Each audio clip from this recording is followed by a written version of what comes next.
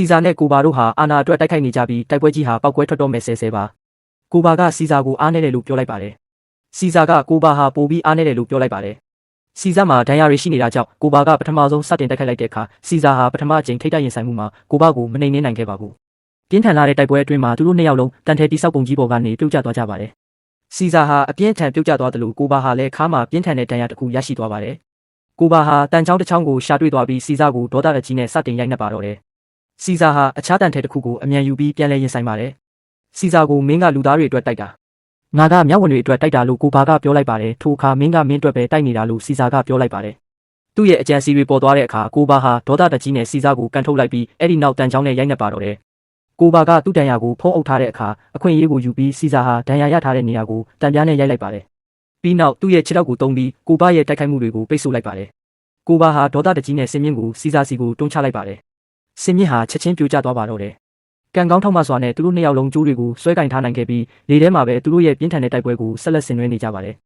အဲ့ဒီအချိန်မှာမဲကွန်ဟာမြို့တော်ဝင်နဲ့တွေ့ဆုံပြီးမြို့တော်ဝင်ဟာအဆောက်အုံကိုဘုံနဲ့ဖျက်ဆီးဖို့စီစဉ်နေတာကိုသိသွားပါတယ်မြောက်ဝင်အားလုံးဟာအဆောက်အုံရဲ့အပေါ်မှာရောက်နေကြတာပါမဲကွန်ကကူညီချင်းအောင်ဆောင်ပြီးသူ့ရဲ့တနက်နဲ့မြို့တော်ဝင်နဲ့အခြားတစ်ယောက်ကိုချိန်ထားလိုက်ပါတယ်ဒါပေမဲ့မြို့တော်ဝင်ဟာဘာကူမှဂယုမဆိုင်ပဲခလုတ်ကိုနှိပ်လိုက်ပါတော့တယ်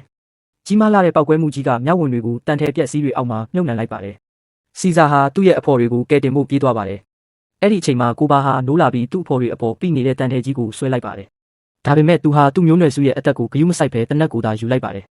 ကိုဘာဟာယူသွတ်သွားပြီးမြောက်ဝင်တွေကိုတနက်နဲ့စတင်ပစ်ခတ်ပါတော့တယ်စီဇာဟာတနက်ကြည်စံတွေကိုရှောင်တိတ်နေရတယ်လို့အခြားသောမြောက်ဝင်တွေကလည်းကိုဘာကိုတန်တုံးနဲ့ရိုက်ဖို့ကြိုးစားကြပေမဲ့ပိုပြီးပြင်းထန်တဲ့တိုက်ခိုက်မှုကိုခံလိုက်ရပါတယ်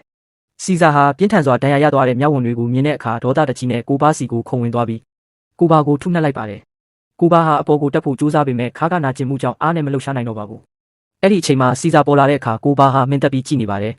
ကိုဘာကမြောက်ဝင်ကိုမတက်ရဘူးလို့စီဇာရဲ့စီးမြင်တိုင်းပြောပါတယ်စီးမြင်ကိုပြောကြရင်စီဇာဟာကိုဘာကိုဖြည်းဖြည်းချင်းဆွဲလိုက်ပါတယ်